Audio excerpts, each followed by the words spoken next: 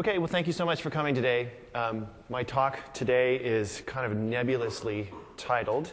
My name is Rob Connery, by the way, and today's talk is going to be, there's a little scripter in all of us. Kind of a challenging title, I understand, but hopefully as I explain things and move on here, you'll know a little bit more what I'm talking about. Again, my name is Rob Connery. I work for Microsoft. I'm going to talk today about the concept of scripting. I'm going to talk a little bit about the MVC storefront and what those two things have to do together. First and foremost, this talk is going to be kind of in the form of a challenge to the ASP.NET developers out there. It's going to be in the form of a challenge for you guys and for all of us to embrace the concept of scripting, to embrace user experience, and to kind of get away from this astronaut architecture. Embrace your inner scripter, not your inner astronaut. I kind of want to, that's me again, by the way, that's my email and so on. That's me also tomorrow after I get fired after this talk, after the reviews come in, in case you're wondering if I'm going to get fired, there's a nice man right here in the front. Wave. If his head starts shaking a lot like that, you know I'm on my way out. So let's talk a little bit about scripting. I find it a little bit ironic that I'm going to be quoting Jeff Atwood, but scripting in essence, is a programming style that we used to use back in ASP Classic, right? You sit there, you have an IDE open, or God forbid, Notepad, and you start writing this experience. You might refresh it, the browser reloads, and you're kind of moving along. You've got an experience that you're building. You really don't care what goes on behind the scenes. And as Jeff coins it, it's definitely show, don't tell. Here's a cool site. Here's a neat application. I'm not going to tell you how I built it. So that's kind of going into what I'm going to be talking today about the storefront. I'm going to show you some cool stuff. I'm not going to tell you how I built it. So this is in contrast to what we sort of do with ASP.NET. As ASP.NET developers, we tend to go into complexity because we can. The platform is kind of enabling that complexity, and we get into all these acronyms. We write tests first. We make sure it's dry. We keep it simple. CAN, BAN, IOC, DI, blah, blah, blah, blah, blah, blah, blah. We focus on that stuff. We feel good about that stuff, right? When we build these things and we have all our layers and everything perfectly architected, we say, ooh, what a cool application. I don't know, users might not say that. In truth, everything is not a nail. I don't know if you've heard that expression before, but the concept is that when you have a hammer, everything looks like a nail. .NET platform is a hammer, right? So, I don't know if you could tell down there, a friend of mine, I was showing him the slides, he goes, what the heck is that? And it's basically the aversion that people have to these little gator tags, little scripting tags that are so ubiquitous in MVC. So I want to challenge you guys. Can we break the rules? Can we break from the cathedral building that .NET generally leads us to, ASP.NET specifically? So at this point, I'm going to segue a little bit into the MVC. That's to underscore the question. I actually blew that slide, whatever. So I want to segue into, oh, whoops. I want you guys to consider, before I get into the storefront, consider this quote we got from an MVP, ASP.NET MVP at the summit. And he just basically said to us, you know what, after we showed the storefront, I want an application I can just download, quickly tweak, get some plugins, moving along, and then be done with it. Upload it to my server and have my experience. I don't really want to get into a relationship with you and your application. I just want to tweak what I want to tweak, put in a theme, and get rolling. I got a little out of pace. So that's kind of where we're focusing. Also, I got a nice little Twitter from Carl Seguin the other day. Does anybody know who Carl Seguin is? I think a few of you might. Does anybody here know what alt.net is? Okay. Carl Seguin is sort of your Pat Buchanan of alt.net, if you will. He is pretty far on the cranky side of things. He's a super nice guy, as they all are, right? When you speak to them in person, get them on the phone. But anyway, he sent me this little Twitter, which I thought was pretty funny. I guess it's called a tweet. I guess this one would be technically a twish, because he used all the whatever. Anyway, so he sent me this tweet. He's like, can you work on this a little bit? There needs to be a little bit of a fundamental shift here. Not everything's an enterprise app. And I said, you know, I agree with you. And Carl, by the way, you should see this demo I'm going to do for MIX. Can we get on Skype? And so we did. We got on Skype, and I showed it to him. And so that's part of what you're going to see is what I showed Carl. And I said, but I will. I can do this. I can try to do this, actually. And then I said, no, there is no try. There's only do. Thank you very much. So what you're going to see today is my attempt at this scripting sort of notepad-based sort of give me a damn application, I don't care about your architecture sort of thing. And I'm going to do that with the MVC storefront. Now, does anybody here know what the storefront series is about? You care? Well, great. It's good to see you guys. So I'll give you a quick background on what the storefront is. And it was my attempt at sort of helping developers learn ASP.NET MVC. And not only that, it was helping myself learn it. Also, the patterns that went along with it. It kind of discovered things like test-driven development, domain-driven design, and overall just putting together an application in the public. It's all about openness and transparency. And as someone termed it, code as performance art, where I stand on a street corner and make an ass out of myself, trying to look like a statue. And that was how it felt a lot of times. And really, it's a different way of doing things at Microsoft to be very open and transparent. Say, you know, gosh, I don't know. I really don't know. Let's find out. And I talk to people about it. I actually have 26 webcasts going where I stumble along, change course, keep moving, and I'm doing it again. And I'm starting here with the next iteration of it. The thing I want to focus on now is I got to a certain point with the storefront where we said, okay, we're all done. And I went through the whole TDD thing. Dependency injection and version of control. I got to the really nicely architected thing. And then I ran the application, and I was looking at it one day, and I said, is this usable? Is it compelling? Is the experience compelling? Not really. Not really at all. I ended up with a pet rock. As what I thought. It's kind of neat, it's kind of cute, kind of fun. Is it relevant? I don't think so. Well, so that's what I've been doing for the last 3 months. I've kind of gone dark, as they say, and I have decided to focus on buffing it out a little bit and trying to make it a little bit more compelling. So with that, they always say lead off with your punchline, and I'm trying to do that, but there's a little bit of context I needed to get into. So what I want to do right now is I'm going to switch over to some code and show you what the site looks like. And at this point, I want to tell you that last night I came in here for my tech check, plugged my laptop in, and I got 640 by 480 resolution, which is exciting. I have a Mac. Macs don't like whatever is here. So what I'm running in right now is Windows 7 Beta on Fusion. I'm splitting my RAM between the two machines. If it crashes colossally, I apologize up front. Okay, so here we are in, and I can't get rid of that funny little gloved mouse, so I apologize for that. This is Visual Studio. This is the application. I'm going to run it.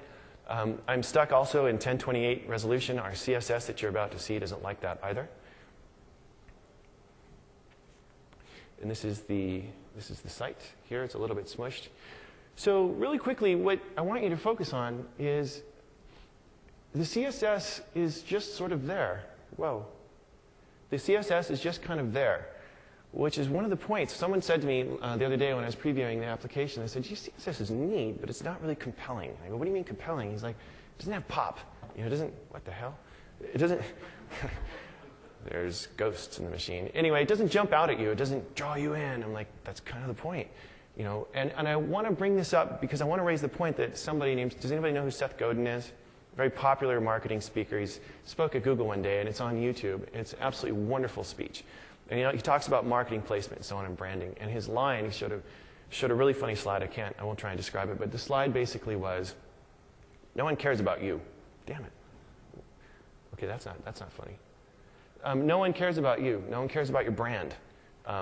They care about what you're selling. So get yourself out of the way. So it's interesting when you see sites that I'm about to show you. It's just the most bizarre thing. Like Amazon. Uh-oh.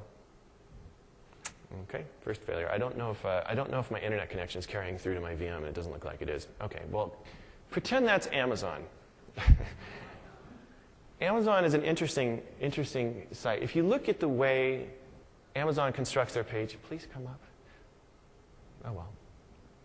The way Amazon constructs this page, if you were to go to the site, some of you are on your computers, go to the site and tell the others around you what it looks like. You see a Kindle. Boom. That's what you see. That's the first thing you see. And on the left side, you see some navigation. On the right side, you see some ads. But when you stare at it and look at it, what they don't hit you with is this really strange concept of navigating through the site by category lists and drop-downs and all these other things. They throw products at you, and then they get out of your way. If they know who you are, they throw relevant products at you. which is really important. In fact, if you stare at it long enough, you start to realize it's kind of like a CMS app, right? It's all basically CMS. So that's what we've done with the storefront here, is we've focused a lot on content management, making it easy for you to work with your products and so on. And so to underscore that, I want to show you how, and I'm logged in as an admin, not really, but this is how the site works right now. I can go ahead and I can edit this page. And what pops up is a nice page-based editor, and you can do some cool stuff, like moving lists around. And you can say, well, wait a minute, that list isn't exactly right. And you can pick it up if I knew where the Chrome was, and you could move it to the top. And the cool thing about all this is happening real time. And the reason why I'm pointing this out, JSON requests are being thrown back to the server as I move stuff around. It's keeping track of what's happening on the page. So if I go back over and I say, well, you know, I really wanted to have favorites on the top. Also, I want to make sure that, oh, let's get rid of this. This is lame. Eye of the tiger, what does that mean? So I'll just delete that. If I go back over to the home page now, it's updated. To make that experience happen, I had to sit down and crack out some pretty intense jQuery. And I sat there feeling like a scripter again. You know, I sat there and I was like, okay, how am I going to get this to work? Google's open, and I'm like going crazy all night long, right? I got it to work. If I was to show you that JavaScript code, you'd probably throw up. I know Dave Ward would. Guys helped us with Nerd Dinner. Do I care? Not really. I have a nice site that shows some cool stuff here. So let me show you what else you can do. One of the cool things you can do here, and this is another funny thing, a little small segue. I'm loading all these widgets dynamically, and that's what each one of these things is called. If I was to load this in Netscape, this ordering would be correct. Go figure. So this is one of those fun things that you learn when you're doing things like scripting in public. So one of the other fun things we can do here is we can go ahead and add a page now. And that's what I'm going to do. And this is another fun thing that I discovered yesterday as I switched over to using IE8. It decides it's going to debug my script for me all the time. And so it doesn't like what it sees right here, but we're going to ignore that. Pay no attention to the error that you just saw. And we are going to now type in MIX09 specials. So this creates a nice page for us. And over here, if I want to add some content, I'm going to add a nice recently viewed list. I'm going to add some favorites. Over here, I'm going to add what's called a featured product. So think about the Kindle ad that you would see on Amazon. You want the sock POW up front. So MIX09 specials. Let's select a SKU for that to go through, and we'll select a boot in honor of me getting the boot. And then I'm going to go ahead and select an image.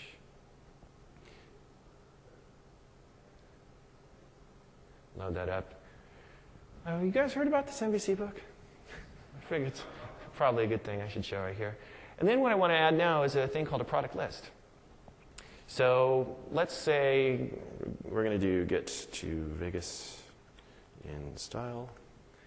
That'll be the title of our little product list there. And in there, we're going to have a bike that you can ride to get to Vegas. And being the athletic type that you are, you're going to probably want to sleep outdoors. And of course, you're going to need a tent to sleep in. So as you can see, the experience I'm trying to build here. This is very customer-focused, value-driven kind of thing, where you can build your page. You can actually sit here and demo this in front of your client, and your client will probably start firing along thinking, wow, the things I can do with this. So I'll keep moving on here. You can actually preview this page now, make sure it looks the way you want it to look, and notice that, well, you probably can't really tell, but in the menu up here, it doesn't show up yet because we're only in preview, which is nice. And then I can go ahead and publish this.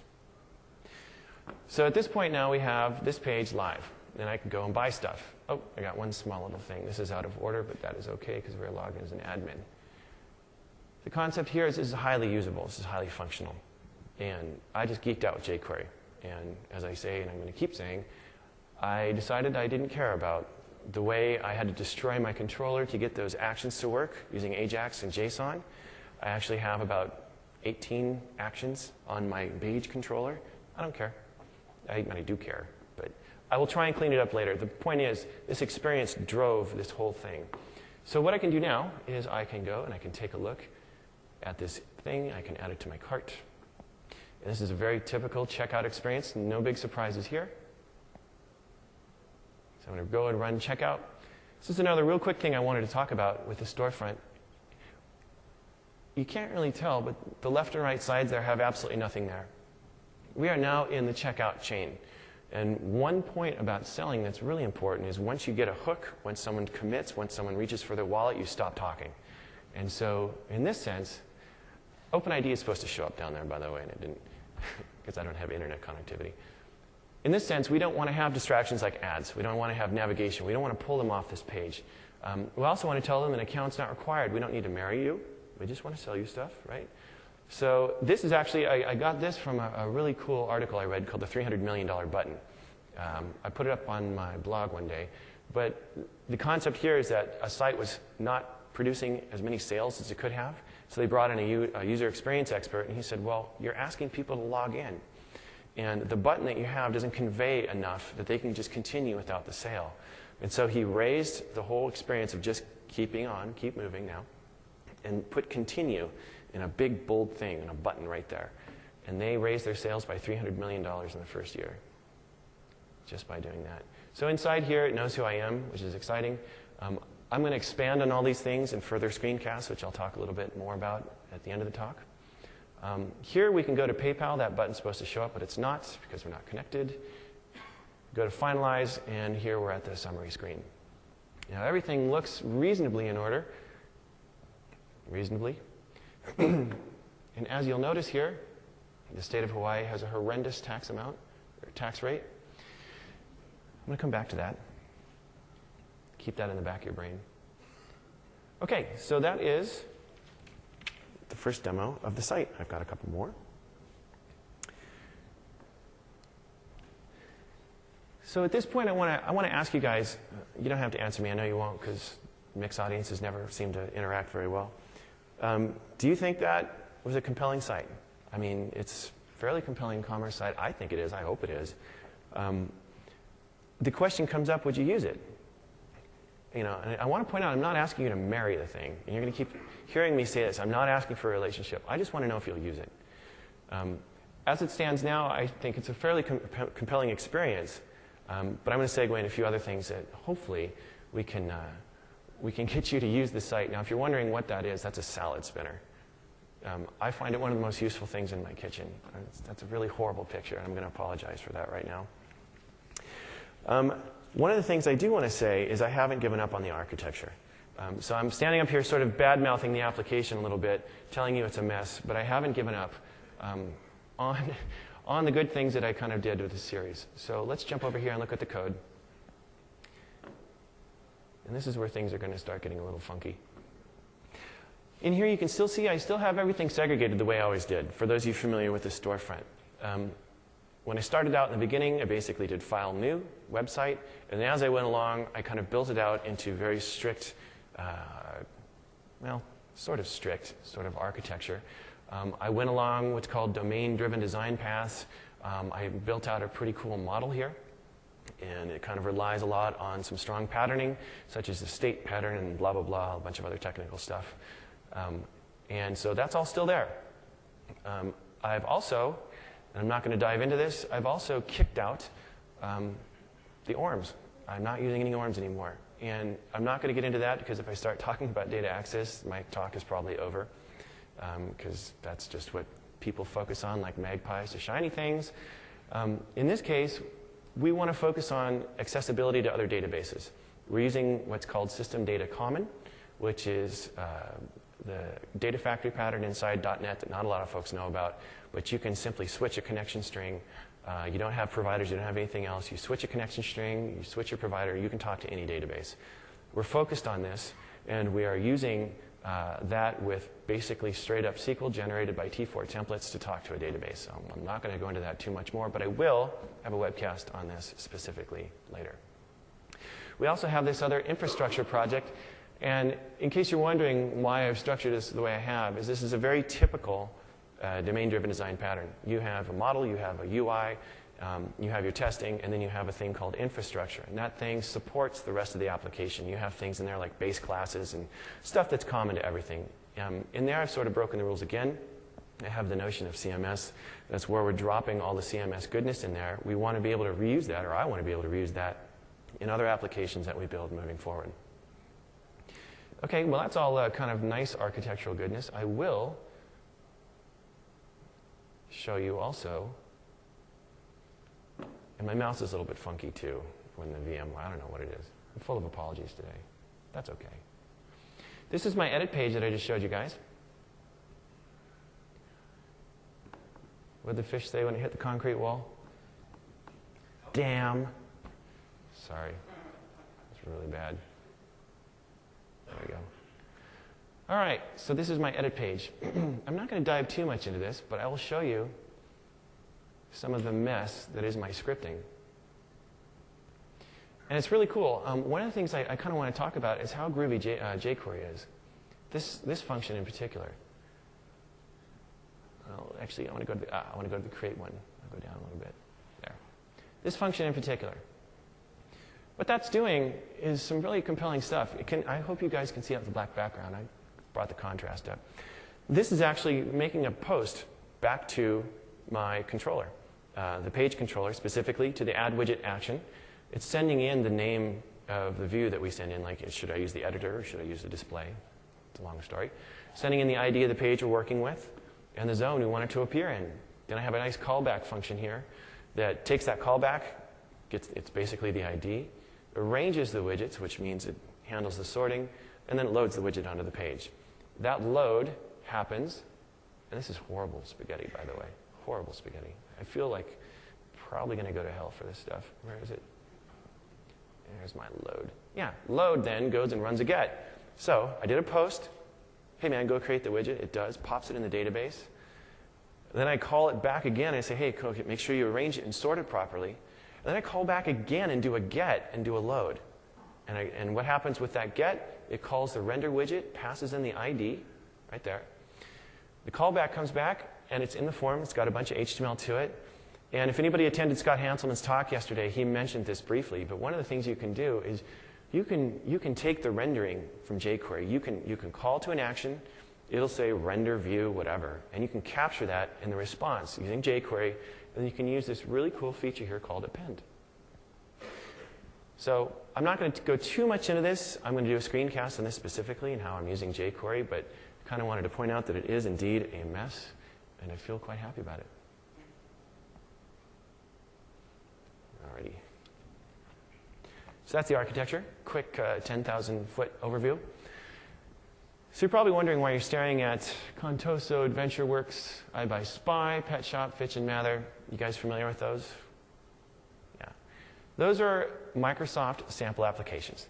And the reason I'm pointing this out is that the storefront is a bit of a sample application. And as I just showed you, I am going down a path that I don't think these things did very well. I'm trying to go down a path to a compelling user experience. Something that will draw you in and draw your users in. And I think if you want to ponder why ASP.NET is as complicated as it is I think these applications focused on showing you the neat things about the framework, which sort of breeds into a little bit of complexity. And what you end up with is sort of this kitware, if you will. So, hey, look, I got Fitch and Mather. I downloaded iBuySpy. And look, I'm building this really cool kit sort of application.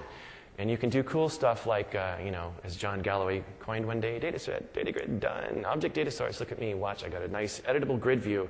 What a cool experience that is. I showed that to a client one day, and I said, look, I got a master detail, and you can edit this stuff. And he's like, it's great. Looks like an Excel spreadsheet. So I'm sort of going off. I don't mean to. So let's transition. What I want to point out, again, if I haven't enough, I want to focus on user experience now.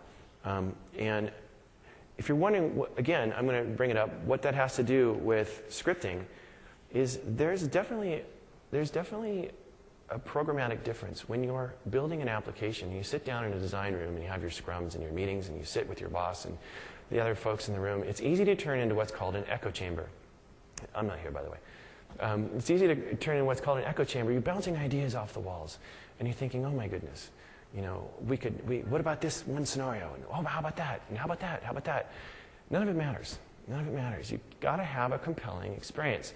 Definitely a show, don't tell thing. You want to have a prototype up, like I just showed you. I just also happened to show you the code. I probably shouldn't have done that, but whatever, that's okay. So, but does architecture matter? That's the big question. And kind of, as we move through this, I want you to kind of ask yourself that. Does architecture really matter when you're trying to build out these applications? I want you to consider what somebody told us at the MVP Summit again. The customers drive this space. Customers drive this space. I remember when I first saw an AJAX request back in 2001. It was on MSDN. And they showed how you could make a query call with your browser with this thing called an XML HTTP request. And it showed how it hooked up to a web service, pulled some data back, and rendered it on the screen. I said, oh my goodness. Ugh, gross. Why would I ever use such a thing? And it was decried everywhere. And people were saying, that's just lame. Why did Microsoft do that? Fast forward a few years, Gmail came out, Web 2.0 was born, and now every site in the world has AJAX. Has anybody in here ever made an architectural decision, a user experience decision, based on architecture? Meaning, I'll never do that. It's hideously ugly. No. Well, the experience could have been great, but will I ever use that? No, no, no. That violates the blah, blah, blah pattern. So has anybody here ever had a situation where your wife, your uncle, somebody said to you, could you make me a website? My wife said to me the other day, you really need to make a website for my daughter who's doing this thing, and we want to have comments and show pictures and do all this stuff. And it happens all the time. A friend of mine says, yeah, I need a blog. What do you think I should use? And of course, you go through the chain of decisions. And WordPress is usually the top. Okay, who out here has a blog? Who's on WordPress? Do you care how it's built? Let's hope not. So in here we have lots of choices when you're building these things. You have WordPress, of course, number one, OS Commerce, Drupal, Joomla, and right there in the middle, I don't know if you can make that out, that's subtext. I got to do a shout out for my homie Phil. And .NET Nuke. Can't forget those guys, but those are literally a molecular blip on the landscape of applications available out there for community. Lots of choices out there. But why is ASP sort of the Mr. Bill, if you will, of that scene? Really? I mean, why? I think the answer is right there. I downloaded this application. I'm not kidding. I downloaded this application. I have no idea what it does, by the way. I was looking for some help with, I can't even remember what it was at the time. So I went up to Codeplex. You can download this. Go look for Smart Client, something or other. And it's a sample that's up there. I ran it, and it crashed. And I stared at it, and I was afraid of it. I literally thought it was going to suck my soul right through my eyeballs, drag me into the earth, and bury me forever. I was like, what? Are you kidding me? And I looked at the error, and I thought, okay, let's not be too afraid. I can probably solve this. I'm a smart guy. No, not a chance. And do you know what I did at that point? Turned it off. Walked away. I don't want to get into this. I don't care to. It will eat me alive. I am really afraid of this. It's a zombie of death application. It's kind of that stuff. Do you understand what that is? Well, some of you might. It's actually, I think Phil told me it was field convection theory or something. He's a smart guy, I'm not. So I did a code review with a client where I actually showed him a project that looked just like it. He's actually here at MIX. But I did a code review with him, and I showed him this application, and I forgot even now what it did. And as I walked through it, I showed him where all the code was, how it lived, and how ASP.NET is really cool, and look at this neat pattern I was able to implement here, and blah, blah, blah. And he looked at me and he said, Rob, he's got this English accent, Rob, all I wanted was a website. And he looks at me and goes, not a relationship. I don't want to marry you. And you've heard that a few times in this talk. I've taken that with me, which is true. When you start building out code like that, you're assuming an awful lot about what your client's going to want to maintain. And I'm going to talk a little bit more about that whole concept in just a second. But I want you to consider, once again, feedback from our MVPs. And literally, I just showed this, or Bertrand, the other guy who's working on this with me, Bertrand Leroy, showed this at the MVP Summit. And we asked for feedback from the audience and basically asked, what do you think about this kind of community-based open applications? What do you want to see? And this is exactly what they said. So the ideas that we're focusing on now, not only are we focusing on the user experience, we're also focusing on the developer experience too. Pluggability, flexibility, themability, those kinds of things. I want you to be able to grab this storefront application, I want you to be able to download it, work it, and move on with your life. I know you don't really want to cuddle up next to me like that, or maybe, well, I won't go there. No, I do. Ew. Awkward moment with weird guy from audience. Okay, so, just kidding. I love you, man. So let's see. What am I showing you now? Yes. So what I want to do is get into our plugins. We have a nice plugin engine here. And I'm going to do my Jon Stewart thing and make sure my script is in order here so I know what I'm talking about and don't bore you guys to death. Okay, so let's run the application one more time here. Why don't blind people skydive? Scares their dog. Okay, so inside here, we're going to go back to our cart. We're going to check out. Again, and again, and again, and again, and again, and again. With my jumpy mouse. I can't believe, I won't say it, never mind. Curse my talk. Okay, back here, tax problem. How are we going to fix that? See, as a developer, loading this thing up, running it, you might download it from Codeplex, where I'm going to put it in about 3 hours and run this and go, man, how am I going to fix this tax problem? Right? Or it might say 0. Well, what am I going to do? Well, I bet he's got things divided out into providers and blah, blah, blah, blah, blah, blah, blah, blah. The good news for you is that I, in fact, do not. We can actually fix that problem. I can go over to our site config, and this is where my CSS blows up. This is our cool admin site. There's actually a menu that's supposed to be there, but it's decided it wants to hang out in the lower left corner. We have our, woo, come back here. Okay, that's really weird. There we go. Plugins. These are all the plugins in the site. I'm going to dive into these in just a moment. You have a couple of options here. You can embrace your inner scripter, open them up in Notepad, tweak them, change them, done, FTP. Woohoo! Or you can open it up in here through the application itself and take a look at our US tax calculator. And up it comes in a cool Kodi UI. You can take a look in here and say, I see what he's doing. Okay. Let's fix that. Someone can't do math. I come down here and hit save. So what's happening now is this is actually saving this file to the drive. It's saving it in the app code directory. What do you think of that? App code. Yeah, that's right. App code, for those of you who don't know, is a dynamically, well, let me back up. It's a tricky folder where if you put anything in it or change any file in it, it'll kick off a dynamic compilation for each code file that's in there. It'll restart your app domain, which I think it just did, and you're good to go. Yes, it works with MVC. Can you believe it? It works anytime, anywhere. You just have to be lame enough to use it.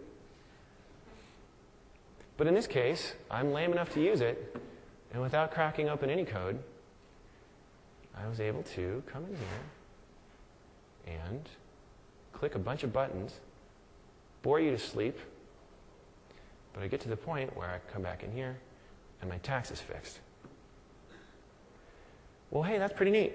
I think it's pretty neat. I like the whole plugin thing. The primary thing I like about it is that we have raised all of our business logic into the app code directory in the form of plugins. Shipping methods, tax, eventually even the flow of the application itself will be in the app code directory, surfaced right for you guys to see without having to climb in to our architecture and worry about what pattern I'm using so you can go and tweak it. So here they are. Our app code directory, all of our plugins. Woo! So in here we have all kinds of things like MVC order number. This is how we actually create an order number to attach to an order, how we validate an order, should the order go through, payment gateways, yada, yada. But let's take a nice close look at the tax calculator again. What we have to get this to work is a base class called plugin, and we keep that in our infrastructure that I showed you before. Plugin basically loads up and looks at everything that's in the app code directory, all the dynamic assemblies, and we just simply have to ask it to run. Now, how do we do that? I'm going to show you that in just a second. Right here. We'll head over to the controllers. My mouse does not like this virtual machine. That is a weird sentence. There we go. Okay. So this is the order controller. This is the controller that handles the order flow. You saw me clicking all those buttons to the checkout, billing, shipping, and so on. This is it. This is the thing that handles it. One of our things that we really want to do is definitely want to get out of your way. If you want to come in here and you want to actually tweak with this, we want to make sure this doesn't look like craziness in here. Believe it or not. So I did pay attention to some good stuff. But we have things in here that, look at, these are all, 10 to 20 lines, if that. We still have a little cleanup we need to do, but payment, shipping, billing, it's all pretty straightforward. So in terms of how we calculate tax, I think it's up here a little bit more. There it is. And I'll explain what all the this dot stuff is in a screencast later. I was going to try and explain what all is in today's talk, but it was going to derail me, so I didn't. But anyway, we're accessing the cart, and we're setting the tax amount right here to calculate tax. What in the world is happening here? I'll right-click here, go to definition, and the way we're expressing this is using extension methods. Again, we're trying to sort of shove things under the covers a little bit so you don't have to worry about it, but in here, we are just simply executing a plugin. We're telling it the return type we expect back for a tax rate. This is simply a site setting to tell it which plugin to use. In this case, it's telling it to use the US tax calculator, and then we're telling it which method to run. Okay, so I know that's a lot of gobbledygook I just threw at you. So rather than sit here and try and explain this too much further, I'm going to write some plugins right now. Alrighty. So the first thing I want to start with here is I'm going to create an HTML plugin. So the product description that you saw when I clicked on the tent, it showed all that Latin right there on the page. And let's mess with that a little bit. So I'm just going to call this HTML. It doesn't really matter what you call it. It doesn't matter where you put it. The structure of this folder doesn't matter at all. It just matters that it's a code file that lives in app code. So I'm going to add a new class in here. And if I was tricky with the keyboard, I could just do this with the keyboard, but I'm not. There we go. And we're going to call this link to Lorem. Okay. So, very basic class. It's all going away. And again, if I was super tricky, wow, my mouse just disappeared. Whoa, there it is. If I was super good at typing in public, I would do it, but I'm not. So forgive me for copying and pasting. But I will walk you through this code right here. Basically, we're using our infrastructure project, inheriting from plugin. We create a method called process.html, pass in a string, throw up some regex, run a replacement. That's it. That's our plugin. I'm happy to say this isn't crufty, this isn't gnarly, this isn't stupid. You don't have to do a bunch of attributes. You don't have to do any tricks, backflips, call your mom, beg for forgiveness. This just works, which is nice. So to express this in the UI, I'm going to come down here to Views, and I'm going to go to my detail page. I think I've run out of jokes. There we go. Good, that one opened up. Ooh. Okay, so right here, this is our for each loop where we put out the product descriptors. That's the Latin stuff that you see underneath the image. So instead of just outputting the straight-up body, unencoded, which is a bad idea, what I'm going to do is I'm going to tell a plugin to process, please, a string.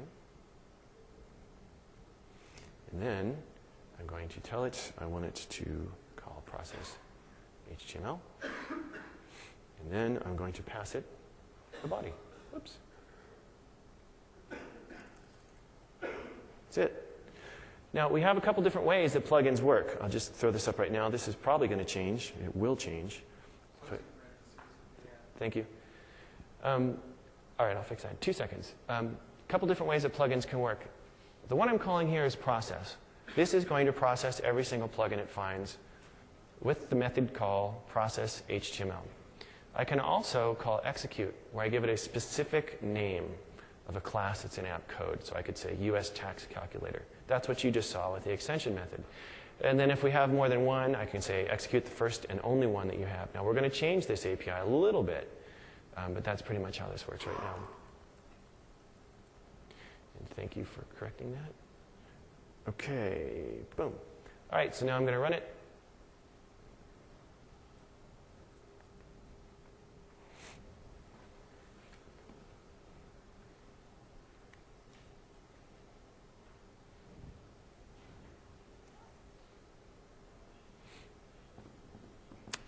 can't believe I forgot the jokes. I could retell one of Hanselman's jokes. Oh, it came up. And look at that. It just works, which is nice. It's not, great, so I'm doing a little reflection fun. Not a big deal. But it's cool. I mean, it's there. Just want to show you this because that's how plugins work. In fact, you guys want to see some other tricky stuff? Plugins? Plugin tricks? Silly plugin tricks? All right, why not? I have another demo here. I was a little bit afraid to show it to you, but I think I will, in the spirit of making a fool out of myself publicly. Did you know that you can, in the web config, specify different languages for different folders? It's pretty handy. So we have done just that. So in this case, I think this one, link to $. I don't know what dollar means. Whoops. I'm not going to have this be CS. In fact, I'm going to have it be my favorite language on the planet, Ruby. All right. See, in our demo at the MVP Summit, Bertrand actually coded this all by hand. I am not a public coding ninja that way. Okay, this is Ruby. I like Ruby. Ruby's fun. So what this is basically the same thing. Notice I have the exact same method call, process HTML. Now this is not proper Ruby style and syntax. We can get over that, I hope, in this room. Basically, we're calling a gsub, which is kind of a regex call to Ruby, and telling it whenever you see the word $, replace it with a link off to RubyDoc. That's it. There's a little bit of funkiness here. I'll just point out we have to return what's known as a CLR string. Types don't carry between Ruby and .NET very well, which is weird because Ruby's not a typed language, but it just is. The last thing I have to do is I have to come in here and I have to save this as, I know it's in front of my face. Oh, there it is. I have to encode this using ASCII. Right now it's UTF-8. And hopefully if one of you guys ever works with any of the Iron Ruby stuff or scripting stuff in the future, you run into this problem where it says, I don't recognize what character that is. This is how you fix it. You say save with encoding, which is that little cool arrow down there. And then it pops up a dialog here. And which encoding do you want to use? We're going to run down here and use US ASCII. There you are. That's it. So now when we run it, hopefully it won't crash.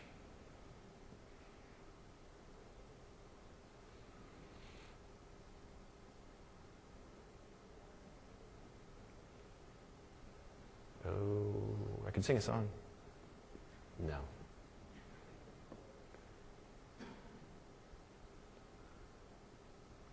And goody, there it is. A little Ruby running in the storefront, which I think is pretty cool. Thanks.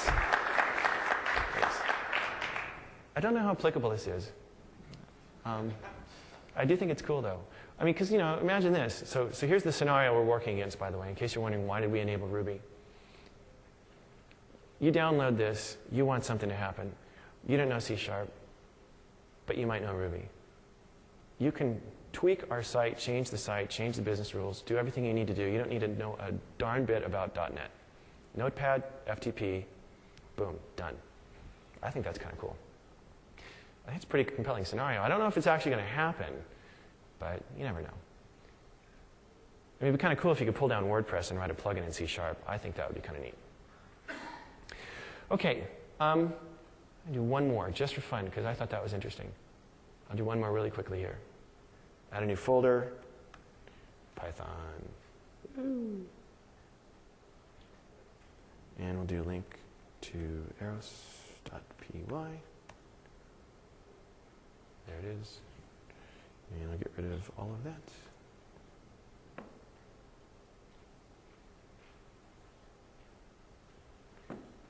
Same thing here.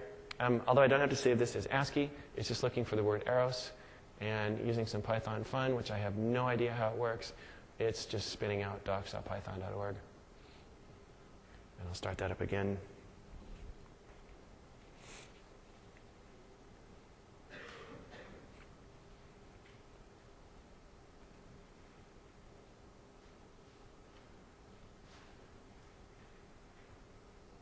You know, the good news is Brad is not shaking his head. This nice young man here is not. Oh, there it was. No, hasn't shaken his head very, very much yet, so I don't think I'm in that much trouble. And there it is. Python running next to Ruby, next to C# in our app code directory, which is cool. You already clapped. Don't clap again. Okay, so one thing I do want to mention is all the CSS and everything that you saw is indeed part of a theme. I want to touch on that a little bit, but I'm going to tell you that what I'm going to show you right now is about to change. I just got a call from Bertrand. He says, oh, I made a very, very exceptional, bad French accent, but he's very excited. He just redid our whole theming thing. And I said, great, I'm about to go on stage. Perfect timing. So in here, we have themes. The way themes work, essentially, is we just give them their own directory. To make those work, we hijack everything about MVC. We have a controller that we use. If you're wondering what Kona is, it's my own little pet name for this project. We have a controller factory where we use dependency injection, and we hijack the view engine. So in here, I just tell it, make sure you look for your views and so on in special directories. And when you go to find a view, by the way, if it's a type of Kona controller, then that's going to have a property on it that's going to tell you which theme to use. I'm going to do a whole screencast on just this alone, so just know I'll have it coming in the future for those that are interested. But I just plant that in the find view method right there. So that's how theming works. Different views can have different themes, different controllers, different actions, can all have different themes. And the way we spread them out, and our focus on this has been, as Bertrand says, to enable the ponytail to create a theme. So one of the things that we're trying to do here is a lot of trickery with respect to extension methods and exposing data using extension methods rather than strongly typed views. For instance, let's see, that is a detail page. Let's go back to, where can I show this? Yeah, not the detail page. Okay. So this is the product detail page where I just did the plugin stuff right there. And if you head up to the top, you can see we don't have the concept in here of a type view page. The reason why is that means that the person who's going to be making a theme needs to understand what a type view page is, if they want to work with the data. Instead of doing that, what we really wanted to do is focus on kind of having the data everywhere sort of idea, which is what you see in Rails, and also what you see in WordPress. You just expect the data to be there. So we can do that with definitely with MVC using some view data trickery and some extension methods. So if you wanted to work with a product, you just say this.product. It's a typed return. This is an extension method, and you can work with a name. If you wanted to work with any customer data, you can say this.current customer, current cart, current order, current page. You can say this.site information. This can give you stuff like whether the site accepts credit cards, accepts PayPal, POs, all the things about the site. It's already there. You don't need to know anything about the model, anything about the structure. So that's the scenario we're shooting for here. So the ponytail, all he needs, or she, is something beside them, a cheat sheet. What do I need to call? Oh, yeah, okay, here we go. And they do it. And they create a really compelling scenario here. So that's how themes work. I wanted, again, to get more into it, but I know that whatever I show you is going to get completely blown away by what Mr. Super Bertrand has done. So again, if you guys are interested in the storefront, I'm going to be having screencasts come up in the next week or two, and I'll talk specifically about this, I promise. Have you heard me say I promise before? Okay, that's it for the demo for that.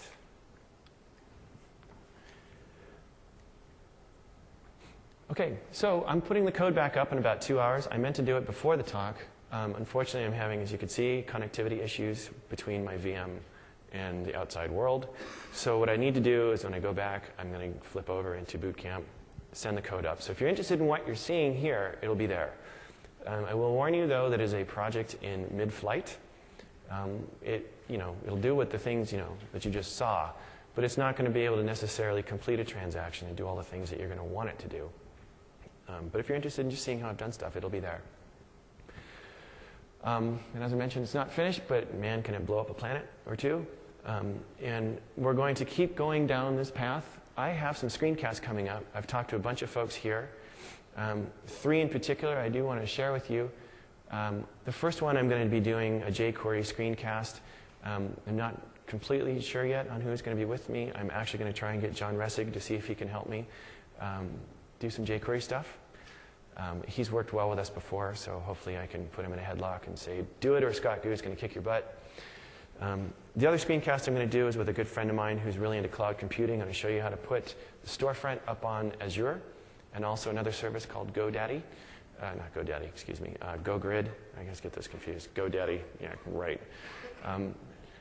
And then I have another one coming up, hopefully. This isn't final, but I'm going to put him in a headlock too. Miguel de Icaza, if you're interested in running the storefront on Mono, on a Mac. I'm going to show you how to do that as well. So just stuff like that. And I want to explore different topics. I'm going to keep the focus on what I've been talking about here, which is this little guy, little scripter. I'm going to keep the focus on the Notepad experience. You've heard me say that over and over again. FTP, Notepad. Really, it should be that simple. And you know, this is the end of the discussion I have here. I'm leaving a little extra time over for discussions, but I'll end where I started before, which is to say, we don't need to build cathedrals constantly. We can make very compelling applications, very compelling with user experience first, and focusing on things like that. So, with that, I'm going to end this discussion, this thing. That'll be me tomorrow after I get fired, looking for a shark to jump on, as they say. And that's it.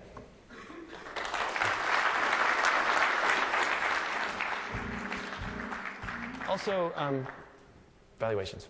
Forgot to mention that. I'm supposed to push those. So if you guys would do the valuations, it'd be great. So any questions, by the way, please ask. Come up here if you want, whatever works.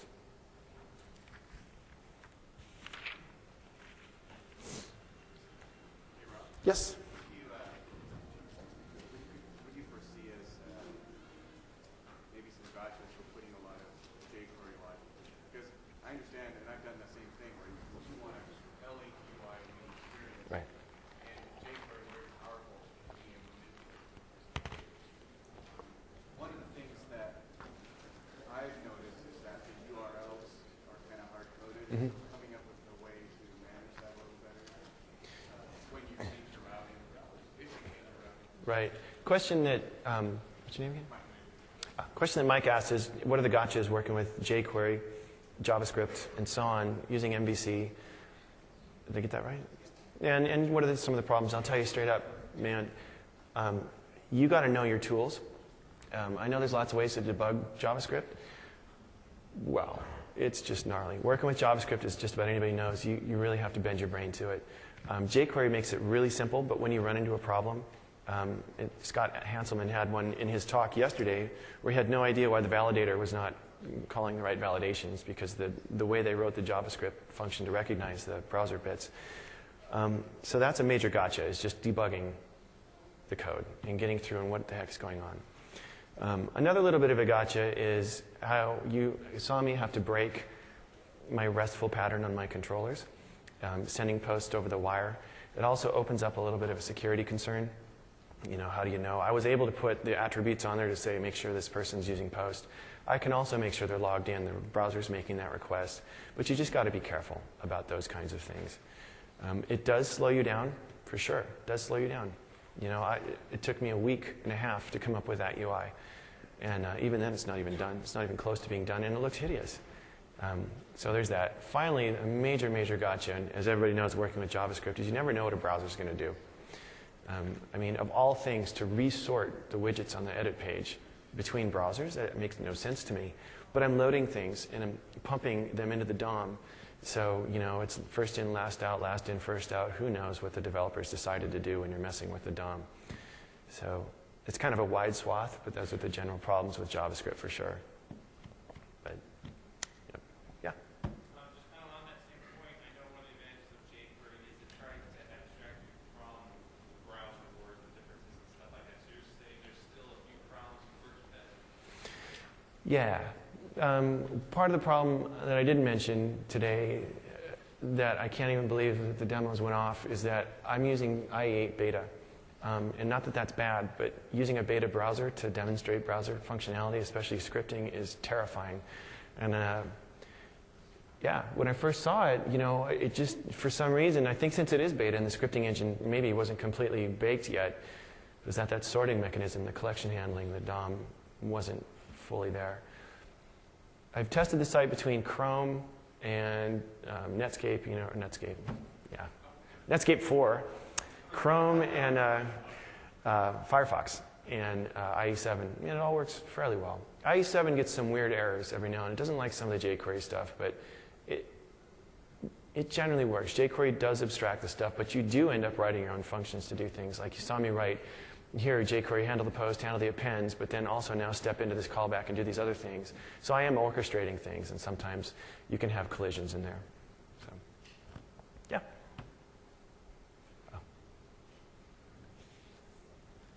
You mentioned the storefront being for mostly little applications that you want to throw together for your cousin or your friend, something that's going to take you 4 hours or a day to just get out.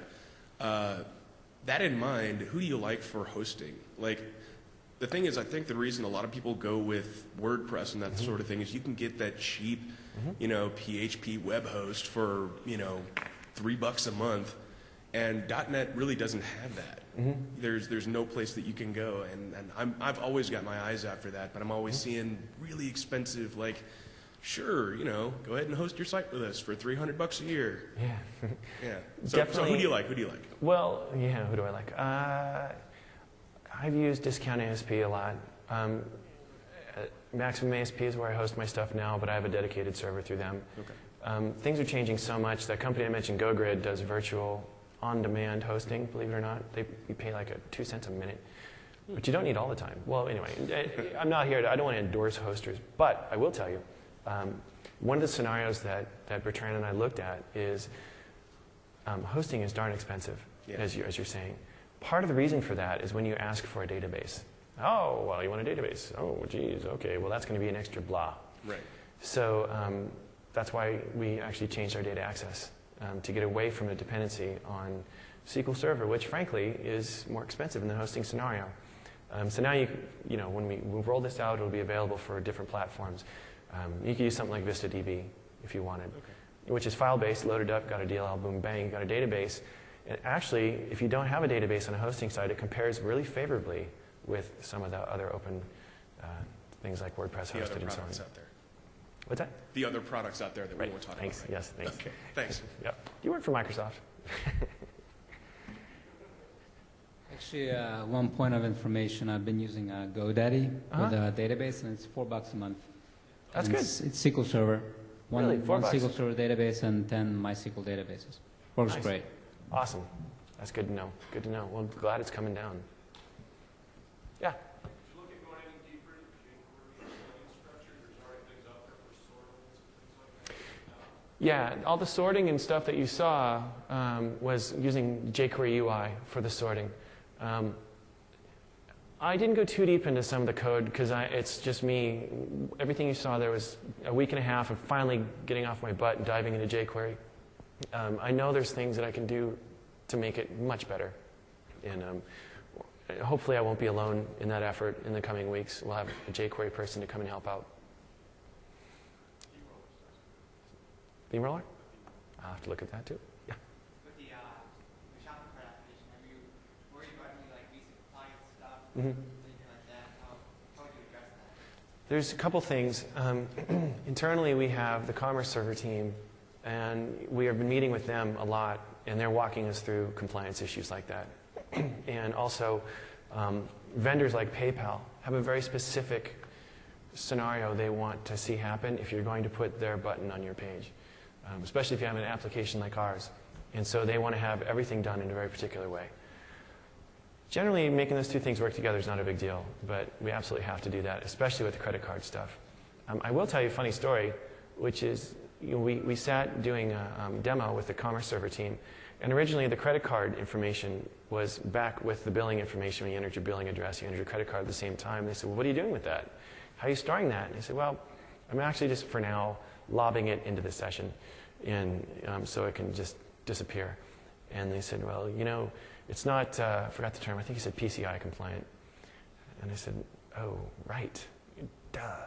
And he said, you should really move it over. Well, the cool thing was, is given the way we've kind of plugged this thing together, I was literally able to lift the widget code off of our checkout page, put it on the other page up on top, take the controller code and lift and move it one method and it's done. So it was kind of cool. It kind of affirmed that what we're looking for, that it was easy to find, easy to fix. So I like that. Yeah? With the stuff that you're putting in the app code folder and the scripts and things that you've got running in there, have you looked at trying to get multiple versions running side by side, something along the lines of what happens if you show the user a tax calculation and then somebody in the back end is changing it as you're submitting an order? Like, oh, man. You know, yeah, we've actually thought of that, believe it or not. And Bertrand just came up with a way to do it without the app code directory. And at the time, I was thinking, what's the big deal? Well, the big deal is if someone changes their app code right during the middle of shopping, everything goes down. And yeah, that would be a major concern. So he found out a way to actually spin up an assembly without hitting reflection and add it to the app domain for that reason. You know, we thought about doing safeguard stuff, you know, where we scan the plugins before the application starts. And if you don't have certain things filled in, you get flags. One of the things that we definitely want to do is to do like, look, if you do this, you're going to drag your whole site down. You sure you want to do it now? And then putting up a site offline or something like that, and then kind of blocking out a space. But yeah, that's a scenario we thought on. Yeah. You said you went in the dark, like when you were making the new version, refactoring and everything. Mm-hmm. You get a lot of feedback. Yeah, a little bit. With going forward, doing the screencast, you're going to do more source drops more often? Mm-hmm. Yes, a lot more. And that's actually, you know, this is interesting because I transitioned from the team I was on, which, believe it or not, was the Silverlight Toolkit team, transitioned into the ASP team. And I started working closely with Bertrand and a few others in there. And they're a lot more structured about what they do, as you could imagine. And so they kind of wanted to know what's happening with what you're doing. Let's talk to, you know, make sure we're not violating licensing arrangements and so on. Just kind of wanted to make sure I wasn't running too fast and loose. And not only that, with the stuff I was doing at the time, it wasn't really all that compelling, to be honest with you. I mean, showing me thrashing through JavaScript is really boring, to be honest with you. But, you know, now that I've gotten through it and I can retell the story, I think, you know, that's semi-interesting. But yeah, moving forward, the source is going up on Codeplex, and there it's going to stay, as long as it doesn't crash again. Did I say that out loud? Anybody else? Yeah? So when you started exploring using JSON for some of your work, I've kind of gone down a parallel path, and I kind of got to the point where we had like a multi-tab, single-page kind of web app Mm-hmm. or website. And I was curious to know if, I think I got to the point where I was actually submitting form data via JSON and getting back, and that kind of adds a whole level of complexity with validation. Mm-hmm. Have you kind of gone down that road and figured out where you're actually submitting like a partial page, or where you're like, do you have any experience in the, or like where the bounds are with using JSON effectively? Yeah, that's a tricky one. No. It's a short answer. Well, it's funny because you're bringing up validation, JSON and Ajax, AE stuff all in one shot, and there's so much that goes into it, especially validation. Like, you know, a lot of people say, "Oh, just put it in the UI." Well, what if they have JavaScript turned off? Oh, just put it on the controller. Oh, well, you know, validation should never be in the controller. It should be in its own layer. So you can see how it rat holes down into like, we should have a validation framework sitting on our model. Oh, okay, you know. So I think in that scenario, thinking it through, you know, what I would probably think of doing is appending some sort of thing to the JSON result that shows any kind of errors, and work with that, and let your model or whatever layer handle that. But this is me thinking on my feet, you know. That's a good question, though. But no, I haven't gone down that route. Yeah. Anybody else? Yay, we get out early. Thank you guys very much.